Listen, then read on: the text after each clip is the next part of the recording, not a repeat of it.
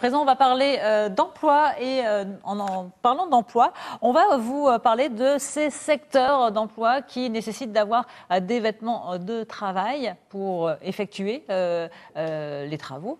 Des vêtements de travail pas toujours très esthétiques. Et bien justement, une entreprise de la région s'est penchée sur la question.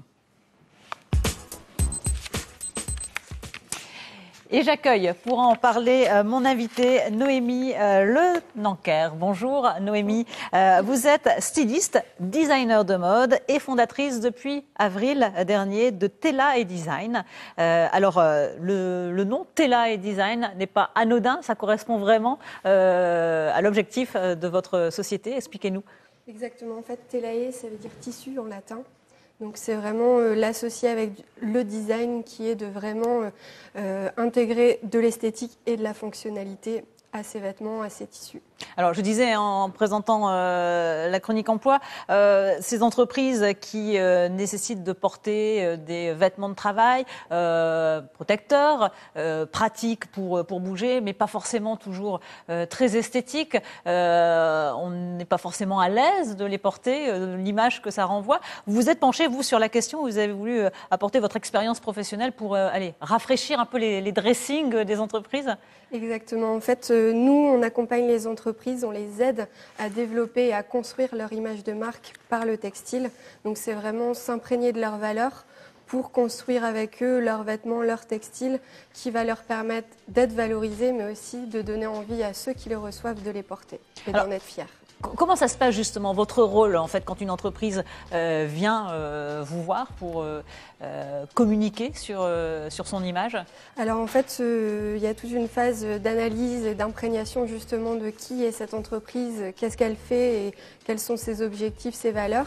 Derrière, on a une première phase de conseil où justement c'est des fois les aider simplement à choisir le bon produit, la bonne couleur, la bonne forme, etc. Après, il y a une phase de création où là, on peut leur permettre de créer un motif textile, donc vraiment aller plus loin que leur logo administratif, mais créer vraiment un visuel qui les valorise, donc travailler là-dessus, voire même, pourquoi pas créer le modèle du début jusqu'à la fin avec eux pour que ce soit leur modèle totalement personnalisé. Et ensuite, on les accompagne jusque le suivi de fabrication où là, c'est trouver des solutions techniques pour mettre en place tout ce qu'on a travaillé précédemment. Oui, et que le vêtement corresponde vraiment aux besoins techniques, vous le disiez. C'est aussi que le vêtement devienne vraiment c'est un véritable sentiment d'appartenance pour celui qui va le porter, pour l'employé, le salarié qui va le porter. Ouais, voilà, c'est tout à fait ça, c'est se dire la mode finalement fédère beaucoup. L'entreprise peut avoir et doit utiliser des codes de mode pour fédérer ses salariés, mais aussi ses cibles.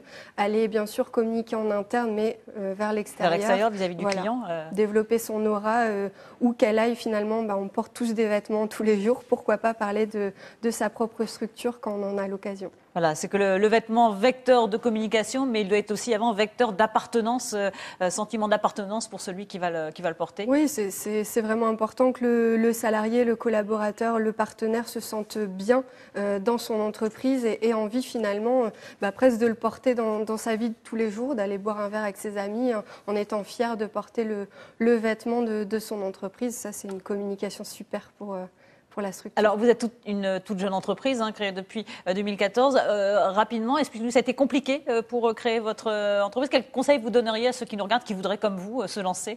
Alors oui, c'est un chemin long et fastidieux. Par contre, je le recommande à tous ceux qui ont une âme d'entrepreneur parce que c'est vraiment une aventure super à vivre.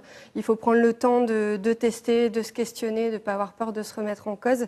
Mais par contre, il faut être curieux, tendre l'oreille sur tous les sujets parce que finalement les solutions elles sont toujours devant notre nez mais on prend toujours plus de temps à les trouver et c'est vraiment un parcours super intéressant. Et vous en êtes la preuve ce matin avec cette réussite. Merci beaucoup. Vous avez remporté d'ailleurs un trophée des femmes créatrices d'entreprises récemment sur la région. Merci Noémie. Merci à vous.